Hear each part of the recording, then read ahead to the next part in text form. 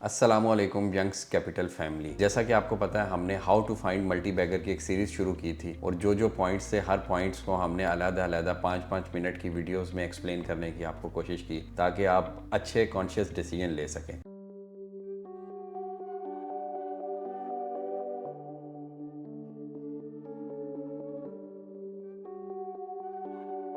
तो आज का मेरा टॉपिक है पीई रेशो। जिस कंपनी में आप इन्वेस्ट कर रहे हैं उसकी पीई या प्राइस अर्निंग रेशो आपने ज़रूर देखनी है। पीई रेशो बेसिकली है क्या? हर कंपनी की एक प्राइस है और उसकी अर्निंग पर शेयर आती है हर क्वार्टर में और हर साल में। पीई रेशो का फार्मूला आता है price over earning per share. For example किसी शेयर की प्राइस 100 रुपीज़ है और उसकी अर्निंग पर शेयर 10 रुपीज़ है। उससे हमें क्या पता चलेगा कि उसकी पीई रेशो 10 है। असल में पीई रेशो का मैं कंसेप्ट ये आपको बताना चाहता हूँ। ये असल में आप समझ लें कि 1 रुपए की अर्निंग पे पब्लिक कितने पैसे उस कंपनी को देने को तैयार है। फॉर एग्जाम्पल अगर आप साजगार की पी रेशो कैलकुलेट करें दैट इज लाइक 6 और अगर आप होंडा कार की जो 290 रुपए का शेयर है उसकी अगर आप पी रेशो देखें तो दैट इज 12। इसका मतलब है कि होंडा कार 290 रुपए पे भी महंगा है, लोग उसे 1 रुपए पे 12 रुपए दे रहे हैं, जबकि साजगार में अभी पोटेंशियल है। इसको लोग अंडर वैल्यू और ओवर वैल्यू के कंसेप्ट के तौर पे भी लेते हैं। वो कैसे लेते हैं? आपके ऑटो का, मैं फिर ऑटो की एग्जांपल देता हूँ। ऑटो सेक्टर की आपकी पूरे सेक्टर की अगर पीई निकालें दैट इज 11, जबकि साजगार 6 पे है और होंडा कार 12 पे है। तो इसका मतलब है होंडा कार सेक्टर की पीई से ज्यादा मूव कर रहा है और साजगार सेक्टर की पीई से कम मूव कर रहा है। इसका ये मतलब होता है कि सेक्टर की एवरेज पीई पे पहुंचते पहुंचते भी साजगार का रेट 2100 रुपए पे हो जाएगा। इस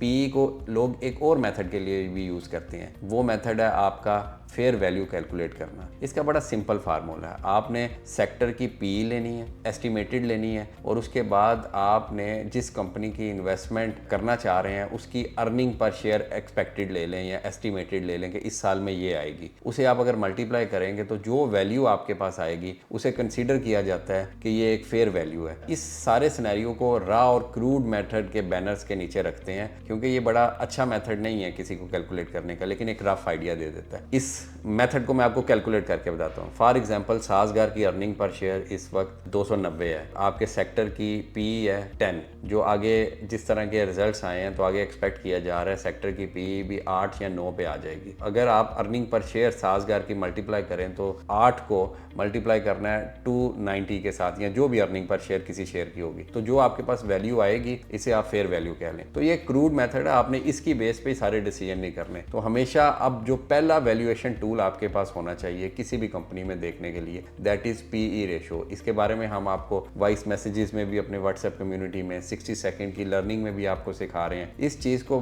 ग्रिप कर लें आप और याद रखिएगा PE ratio time to time vary कर रही होती है और कुछ में आपको पीई रेशो बड़ी ज्यादा मिलेगी। जैसे गाल की पीई रेशो आपको 70 मिलेगी। अगर पी रेशो 70 आप तो कहेंगे अभी आपने बताया कि 10 से ऊपर वाला ओवर वैल्यूड है। ऐसे शेयर जिनकी पी रेशो ज्यादा हो तो आपने दूसरा एक कंसेप्ट साथ चेक करना है जिसे पीईजी रेशो कहते हैं। वो क्या होता है? PE ratio divided by growth in earning per share के इसकी ग्रोथ कितनी हुई है अर्निंग पर शेयर की क्वार्टर ऑन क्वार्टर या ईयर ऑन ईयर। तो जब करेंगे तो आपको एक कट ऑफ वैल्यू आएगी। अगर कट ऑफ वैल्यू 1 से नीचे होगी आपकी पीईजी रेशो तो इट मीन्स के शेयर अभी अंडर वैल्यू है, तो पीई का कंसेप्ट खत्म हो जाएगा, फिर पीईजी के कंसेप्ट पे आप चले जाएंगे। अगर 1 से ऊपर है तो इसका मतलब है शेयर ओवर वैल्यूड है। तो ये कंसेप्ट अबाउट पीई अगर आप इसको ग्रिप कर लेंगे ये एक बहुत वैल्यूएबल टूल आपके पास मिल जाएगा और आपको पता चल जाएगा कौन सी चीज कॉस्टली है और कौन सी चीज एक्सपेंसिव है। क्योंकि होंडा 300 रुपए पे एक्सपेंसिव है, जबकि अभी अगर आप साजगार को देखें तो वो 1700 पे भी एक्सपेंसिव नहीं, कॉस्टली है,